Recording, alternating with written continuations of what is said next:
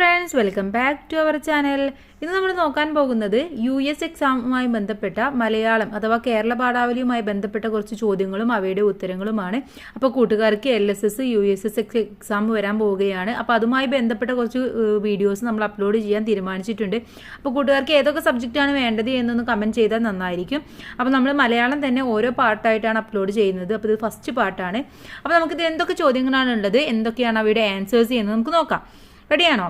ഒന്ന്, യുനെസ്കോയുടെ ലോക പൈതൃക കേന്ദ്രങ്ങളിൽ ഉൾപ്പെട്ട അജന്ത എല്ലോറ ഗുഹകളിൽ ഇന്ത്യയിൽ ഏതു സംസ്ഥാനത്താണ് സ്ഥിതി ചെയ്യുന്നത്? എന്താണ് ചോദ്യം? അജന്ത എല്ലോറ എന്ന ഗുഹകൾ ഇന്ത്യയിലെ ഏതു സംസ്ഥാനത്താണ് സ്ഥിതി ചെയ്യുന്നത്?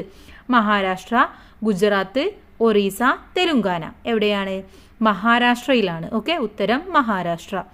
രണ്ട്, കവി, കവിയത്രി ഇതുപോലെ ഭിക്ഷു എന്ന പദത്തിന്റെ എതിർലിംഗം എന്ത്?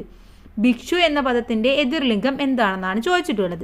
നമുക്കറിയാം കവി, കവിയത്രി, അതുപോലെ തന്നെ ലേഖകൻ, ലേഖിക എന്നൊക്കെ പറയാറുണ്ട് അല്ലേ. അങ്ങനെയാണെങ്കിൽ ഭിക്ഷു എന്നതിന്റെ എതിർലിംഗം എന്ന് പറയുന്നത് ഭിക്ഷണി, ഭിക്ഷി, ഭിക്ഷുകി, ഭിക്ഷാടക. ഇതിൽ ഏതാണ്? ഉത്തരം ഭിക്ഷുകിയാണ്. ഓക്കെ, ഭിക്ഷുകി.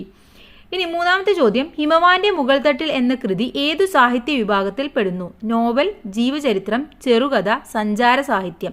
അത് സഞ്ചാര സാഹിത്യമാണ്. ഹിമവാന്റെ മുകൾ തട്ടിൽ എന്നത് സഞ്ചാര സാഹിത്യമാണ്. നാലാമത്തെ ചോദ്യം നോക്കൂ.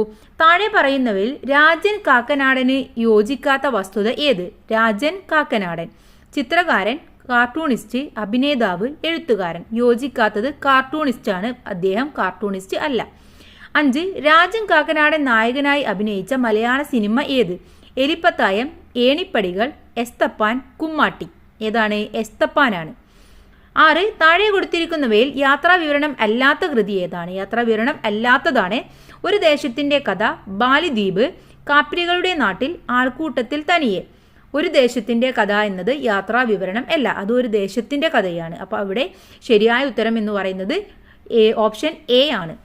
7ാമത്തെ ചോദ്യം നോക്കൂ. മലയാളത്തിലെ ആദ്യത്തെ യാത്രാ വിവരണ ഗ്രന്ഥം ഏത്? മലയാളത്തിലെ ആദ്യത്തെ യാത്രാ വിവരണ ഗ്രന്ഥം ലണ്ടൻ നോട്ട്ബുക്ക്, വർത്തമാന പുസ്തകം, ലണ്ടനും പാരീസും, രാജ്യസഞ്ചാരം. ഉത്തരം വർത്തമാന പുസ്തകം. ഇനി 8ാമത്തെ ചോദ്യത്തിലേക്ക് കടക്കാം. യാത്രാ വിവരണ മേഖലയിലെ കുലപതി എന്നറിയപ്പെടുന്ന സാഹിത്യകാരൻ. യാത്രാ വിവരണ മേഖലയിലെ കുലപതി MD വാസുദേവൻ നായർ, SK പൊറ്റക്കാട്, കോവിലൻ, തകഴി. ആരാണ്? SK പൊറ്റക്കാടാണ്. 9ാമത്തെ ചോദ്യം, 4-5 വിഗ്രഹിച്ചെഴുതുമ്പോൾ ശരിയായത് ഏത്? 4-5 എന്നത് വിഗ്രഹിച്ചെഴുതുമ്പോൾ ശരിയായത് ഏത്? 4ഉം 5ഉം, 4-ൽ 5ഉം, 4-ഓ 5ഓ, 5-ൽ 4. ഏതാണ്? 4-ഓ 5ഓ എന്നുള്ളതിനാണ് നമ്മൾ 4-5 എന്ന് പറയുന്നത്. 10, തെല്ലിട, തെല്ല് പ്ലസ് ഇട. താഴെ കൊടുത്തവയിൽ സമാനമായി പിരിച്ചെഴുതാവുന്ന പദക്കൂട്ടം 7 ഏതാണെന്ന്? തെല്ലിട എന്നത് നമ്മൾ തെല്ല് പ്ലസ് ഇട എന്നാണ് എഴുതാറ്. അങ്ങനെയാണെങ്കിൽ അതുപോലെ പിരിച്ചെഴുതാൻ പറ്റുന്ന മറ്റൊരു പദക്കൂട്ടം ഏത്? പച്ചക്കിളി, ഒറ്റയോട്ടം, കന്മതിൽ, നെല്ലറ. ഏതാണ്? നെല്ലറ എന്നതാണ്. നെല്ലറ എന്നത് നെല്ല് പ്ലസ് അറ എന്നാണ് നമ്മൾ എഴുതുക. 11, താഴെ പറയുന്നവയിൽ മീശ മുളക്കാത്തവൻ എന്ന അർത്ഥം വരുന്ന പദം ഏത്? ദീർഘകായൻ, കൃഷഗാത്രൻ,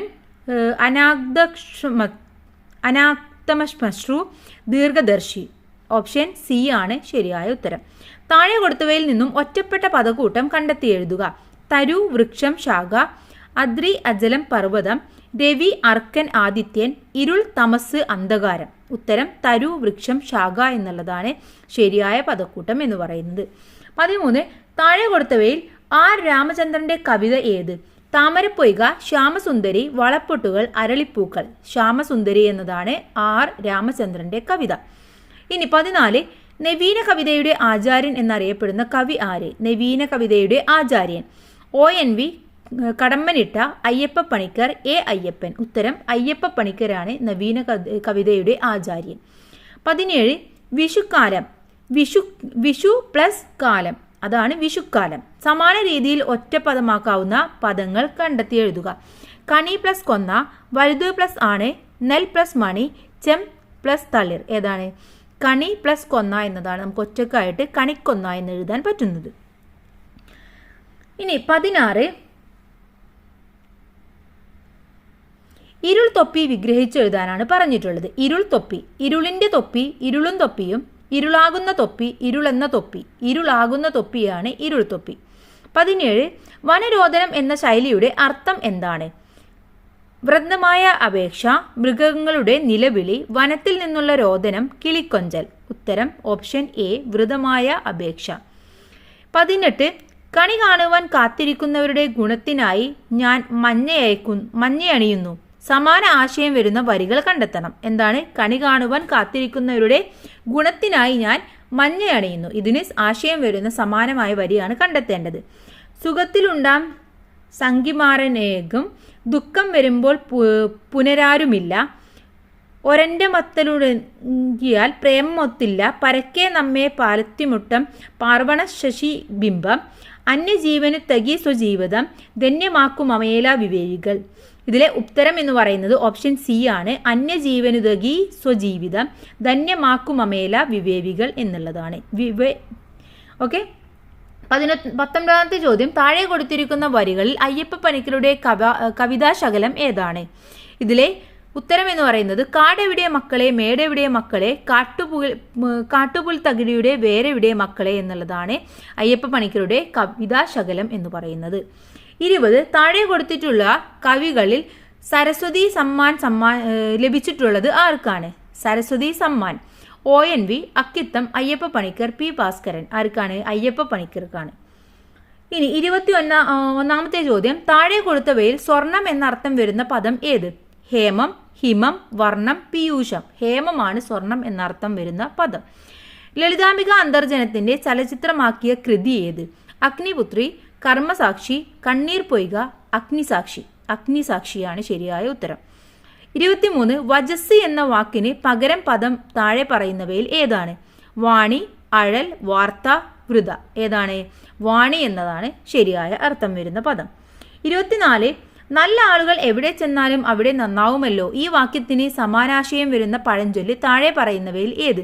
മുറ്റത്തെ മുല്ലക്ക് മണമില്ല, മുല്ലപ്പൂമ്പൊടിയേറ്റുകിടക്കും കല്ലിനുമുണ്ടൊരു സൗരഭ്യം. ആദ്യം കായ്ക്കും സത്യം, പിന്നെ കായ്ക്കും അസത്യം. ചങ്ങാതി നന്നായാൽ കണ്ണാടി വേണ്ട. ഇവിടെ നല്ല ആളുകൾ എവിടെ ചെന്നാലും അവിടെ നന്നാവും എന്നതിൻ്റെ അർത്ഥം വരുന്നത് ഏതാണ്? മുല്ലപ്പൂമ്പൊടിയേറ്റുകിടക്കും കല്ലിനുമുണ്ടൊരു സൗരഭ്യം എന്നുള്ളതാണ്.